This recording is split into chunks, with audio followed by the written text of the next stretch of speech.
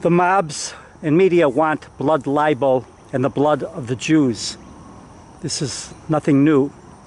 The not-so-young Turks have a large audience and platform. In all of their many years, did they ever get this animated and angry at the many massacres, wars, genocides, if they could not exploit them to fit their political narratives?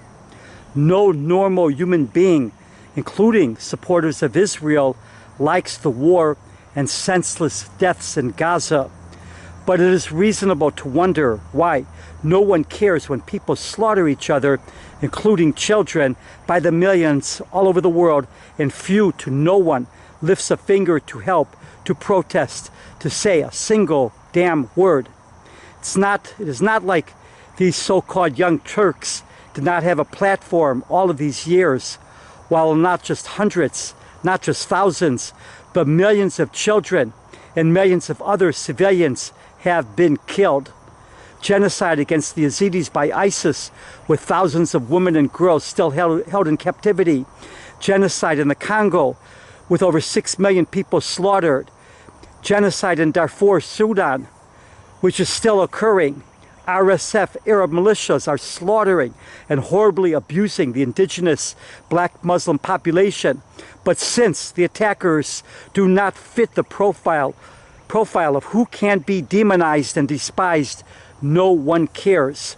War, mass killings, starvation all over Yemen, Sudan, parts of Ethiopia, Mali, Burkina Faso, Somalia, Mozambique, Congo region, Myanmar, Ukraine, North Nigeria against Christians, Syria against Druze, Christians and others, and more. All over the world, religious and ethnic minorities are persecuted. Iran against Baha'is, Zoroastrians, Christians and others. Hindus, Christians and others persecuted in Pakistan, Bangladesh, Jews, Christians and others slaughtered in Syria, and much more. Concern for humanity, for children, when it comes to the virtue signalers, is about who can be blamed and demonized, not about children. Some believe that if they say they oppose what Hamas did on October 7, that gives them license to demonize Israel for the war in Gaza. It does not. What Hamas and company did on October 7th, abusing, murdering, kidnapping, committing atrocities against women, girls, babies, children of all ages, defenseless people of all ages, any normal, decent human being should oppose. Civilians, children die in wars. Millions upon millions of German children and civilians were killed during World War II. That was not used as the excuse to stop the war.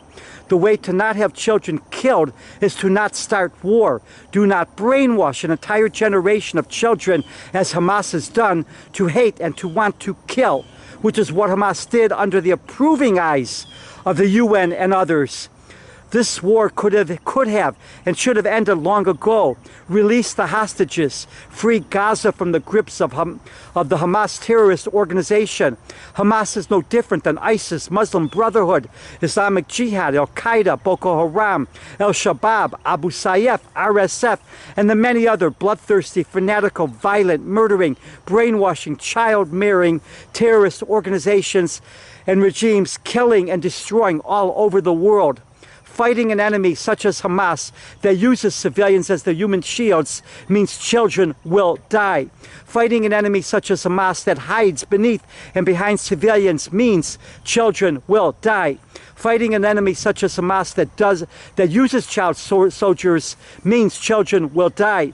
Fighting an enemy that spent billions of dollars to build tunnels for themselves to hide in and to enrich their fat cat leaders living lives of luxury in Qatar, Turkey, and elsewhere, while building not one single bomb shelter for the children and civilians above ground, means children will die.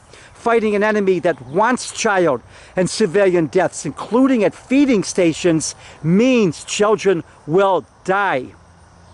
If Jordan, Egypt, or any other Arab country had opened their doors for Gaza civilians to escape the fighting, which is what civilians normally do in wars, that is, leave the war zones to escape the fighting, there would be far fewer civilian casualties.